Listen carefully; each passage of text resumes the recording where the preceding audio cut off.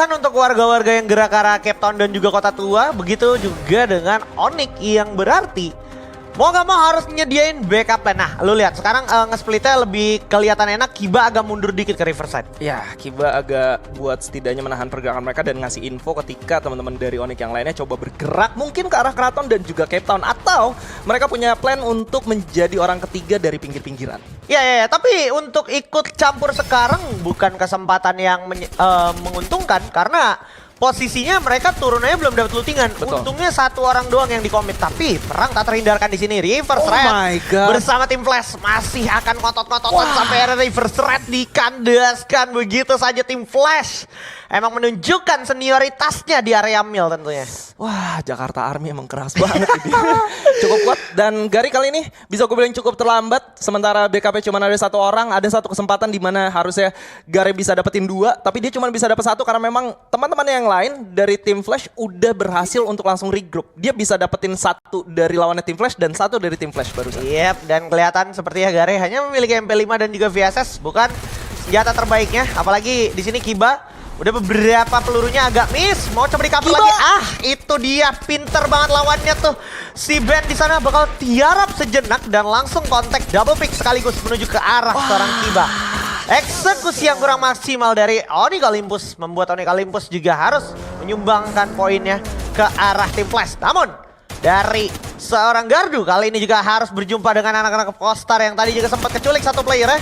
Langsung coba diajar dari jarak sejauh itu masih bisa diandalkan Max 7-nya karena memang tadi beberapa peluru pertamanya itu kena. Nah, nggak boleh lama-lama karena di sini bakal diras lagi. Bagus banget refleks dari seorang Gardu dilawan sama Mercy menggunakan mini Uzi. Udah banyak peluru miss di sana, bakal ada reload time yang di-abuse, yang dimanfaatkan dengan maksimal oleh seorang Gardu. Oh my god, gue suka banget cara Gardu coba ngebait peluru dari lawannya. Dia tahu banget lawannya ini bakal reload, apalagi bakal melakukan pre-fire juga. Dia coba untuk melakukan strafing ke kiri dan kanan, cuman buat amunisi dari lawannya berkurang lebih dari setengah. Dan di momen tersebut dia langsung masuk menggunakan Max 7-nya.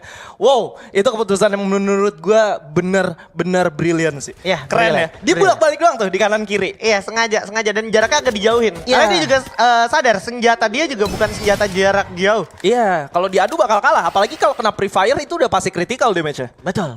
Dan sepertinya masih juga dapat banyak nafas panjang dan juga kesempatan dari Jack juga yang tadi kita lihat emang diputuskan untuk komit gerak langsung ke Cape Town. Dia punya 1.400 koin, that's why dia bisa hidupin lagi teman-temannya kembali dan bisa looting dengan damai. Karena tadi jauh banget ke arah Cape Town pesawatnya dan sekarang kita bisa lihat gimana Buriram mengeksekusi satu persatu lawannya. Lu barusan lagi ngelihat mekanik individu timnas FF Bumi teman-teman. Dan di situ adalah bare minimum mekanik individu timnas FF Bumi. Tapi di lain sisi juga gue ngeliat Vitan banyak banget ngebuang peluang dia untuk dapetin knockdownnya atas seorang Juna. Benar.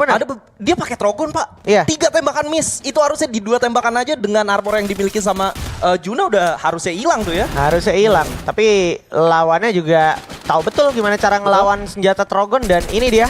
Somehow Juna masih bisa memainkan situasinya. Masih bisa memainkan hal-hal yang tidak mungkin menjadi mungkin. Oh my god. Tadi ada obvious attack dari V Gaming, tapi hal-hal tersebut yang justru memang dicari sama anak-anak dari Buriram United. Ini yang gue bilang V Gaming dan tentunya teman-teman dari nationality yang samanya kekurangannya tuh kayak doyan banget di absen. Ya. Dan lu lihat masih pengen dicoba lagi.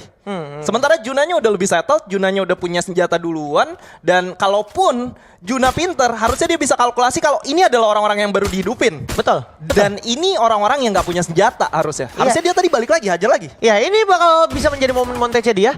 Menurut gua, pun ini ada 3 orang yang udah mulai coba komit, tapi lawannya adalah, lu lihat, cuman pakai handgun, expect apa lo? Expect kena kepala tuh kayak 1/10 dan oke.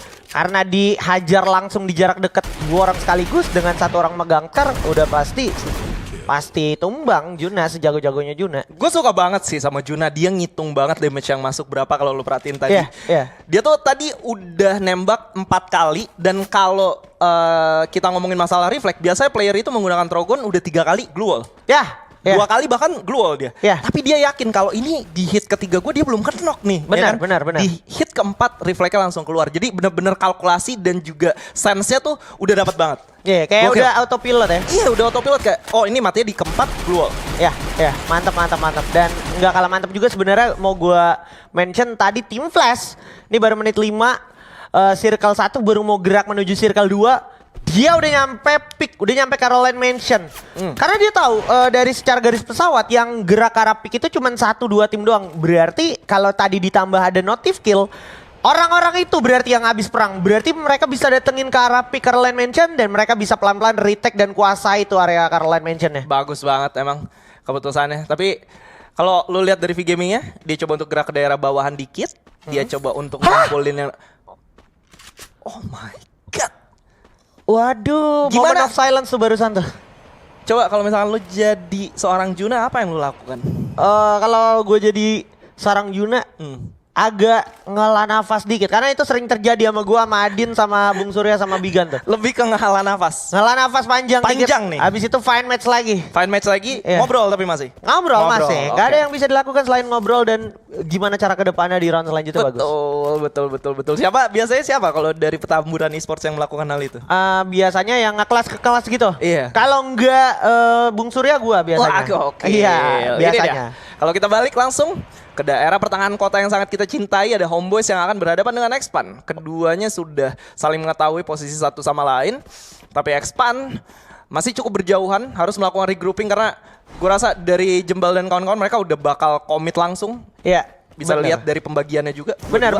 Nah ini mereka mau coba terapin apa yang mereka biasa lakukan di Clash Squad nih, kelihatannya nih. Kayak bagi 1-2-1, Homeboy sih udah lumayan solid, tapi gue penasaran secara individunya lumayan bisa diandalkan apa enggak? Terutama yang ngebagi dirinya itu sendiri, ngelebarin sayap. Kayak Two-Face tadi ngelebar ke kanan, dan cenderung dari si Homeboys ini nggak mau memberikan perlawanan yang benar-benar langsung instan gitu, langsung ngasih tembakan. Dia mau lihat dulu lawannya gerakannya seperti apa, dan ternyata bener aja. Semakin dibaca situasinya, semakin kelihatan kalau lawannya mau coba flank dari arah belakang. Spade, bagus banget awareness-nya. Lu lihat The Extol, udah pasti nggak bakal punya nyali untuk masih maju. Ditambah Two-Face kecolongan sama Vice. Nice banget setup yang diterapkan sama Homeboys. Dan Homeboys sayangnya harus kehilangan seorang Alif, dan ini nggak boleh dibiarin. Itu dia. Ada Spade, benar-benar bisa diandalkan. 2 kali Spade memberikan kontribusi yang cukup impactful untuk Homeboys. Ditambah Jembal, udah tinggal eksekusi sisanya apa yang udah dilakukan sama Spade.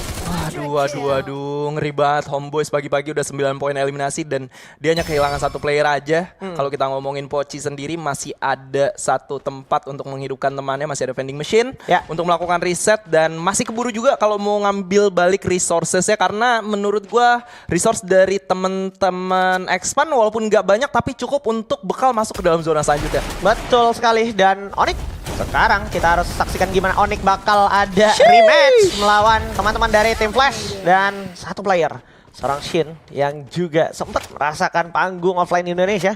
Di sini akan dihabisi begitu saja, tapi sisa temannya nggak bakal tinggal diam. Artemis depan mata langsung dihandle sama seorang Kiba dengan shotgun 2-nya. Cukup berbahaya di sini momentumnya untuk Onyx karena Kiba pun udah jatuh knockdown di sana. Masih ada temannya mencoba ditolong begitu saja. Jack masih bisa kontak. Itu dia tangannya cepet banget, sampai secepat itu untuk nutup lawannya di dalam glue. Langsung dihajar depan mata sama Gare. Kerjasama yang sangat baik antara Bocil dan juga sang kapten Gare. 9 poin eliminasi memasuki menit ke-9. Apakah ini suatu pertanda dan satu hal yang bakal menjadi hal yang cukup manis untuk di round pertama teman-teman dari Onyx, karena ngelihat dari moral sendiri gue rasa Gardu lagi on fire banget nih. Yoi, Gardu lagi on fire. Kapten Gare juga tadi punya kematangan yang bagus. Kayak dia tahu banget kalau anaknya udah jadi pion, dia udah standby di sana untuk memberikan backup. Dan Messi sekarang ternyata berjumpa dengan X-Roy yang tadi cabut ke Bima Sakti, berharap udah nggak ada orang tapi masih standby ternyata fokus. Masih standby di sana.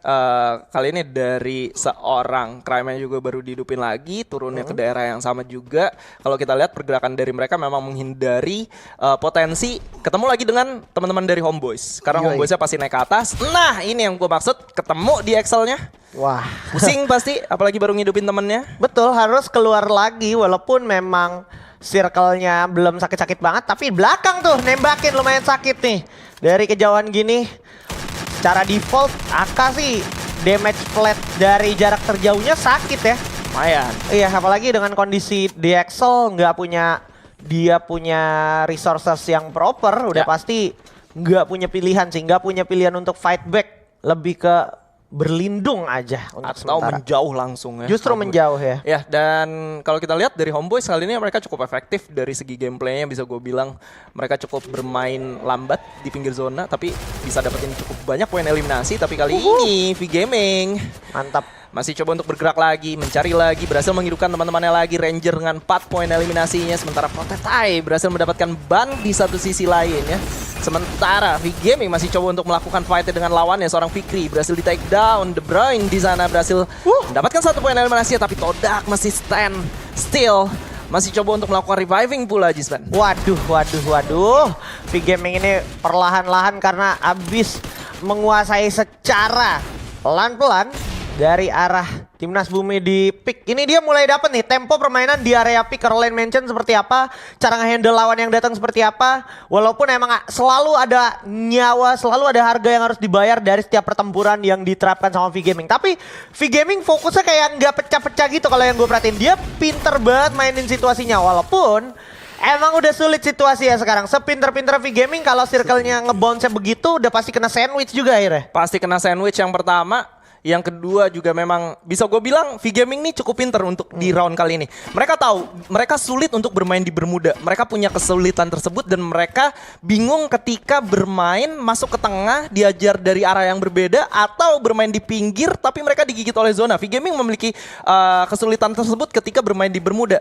Dan di Bermuda kali ini mereka tahu betul kalau kita nggak bisa main di dalam zona, nggak bisa, kita main di luar juga nggak bisa. Yaudah kita berantem aja. Betul. Poin yang kita dapetin bukan dari objective placement ya, tapi dari fight yang bisa kita dapetin di early game sampai ke mid game aja. Ya, itu penting. Apalagi tadi cukup mahal menurut gua. Buriram United sih rugi banget Rugi tadi. banget. Rontok di Aztec 11 sih cukup rugi bisa gua katakan. Dia matinya sama tim yang menurut gua lagi nggak ada kepentingan sama sekali sebenarnya kalau misalkan lu matiin Buriram United gitu kan. Dan sekarang kita harus lihat kepentingan Onyx Olympus untuk mendapatkan kill-kill selanjutnya. Yang mana dia udah dapetin 10 poin eliminasi melawan Todak kali ini. Tim yang masih satu rumpun juga sama Indonesia. Namun kita lihat juga gimana Kiba cukup sekarat lagi memberikan pertahanan diri terbaiknya. Walaupun harus diras sama Ektindir kali ini. Nggak bisa berbicara banyak karena Pokostar harusnya bakal menguasai situasinya. Tapi yang justru cukup kelimpungan adalah anak-anak dari Todak. Todak benar-benar dalam bahaya. Todak benar-benar terpojokan dan di absen satu persatu sama Pokostar. Begitu juga dengan Onyx Olympus kali ini. Dan sayangnya ada mistake krusial dari Pokostar membuat Todak masih hidup dan dibalikin. masih bisa buying time. Sehingga Todak setidaknya masih mendapatkan 1-2 poin eliminasi. Dan Pokostar yang harusnya mengendalikan tempo, yang harusnya mengendarai, mengemudikan momentumnya malah fail. Dan sekarang dia terkurung di dalam rumah tersebut. Onyx masih ada, masih dengan fokus yang sama. Dan dia udah siap untuk natakin Pokostar yang tadi mau membabi buta. Wah sayang banget ada satu momen di mana Mercy-nya masuk, dia tahu ada yang knockdown, tapi dia nggak ngecek corner sebelah kiri. Iya. Trigger disiplinnya masih bisa gue bilang cukup kurang, tapi ngomongin pengalaman emang nggak bisa bohong. Betul. Harapan gue semoga kedepannya bisa lebih baik lagi. Tapi kalau kita ngomongin Triple G yang berhasil menumbangkan Homeboyz, skill leader yang sampai di menit ke-9 barusan kali ini mulai ditumbangkan satu persatu oleh teman-teman dari JV. Wah, Orgus ya, udah lama gue gak ngeliat permainan Orgus dengan RGS kemarin gue liatnya Legalo tuh, kayak RGS ke arah bawah gitu tuh. Tapi sekarang si Triple G harus diratakan sama JV Esports yang kayak gue bilang juga di pregame, JV Esports sih bisa naik, setidaknya bisa ngejar ke arah papan #6.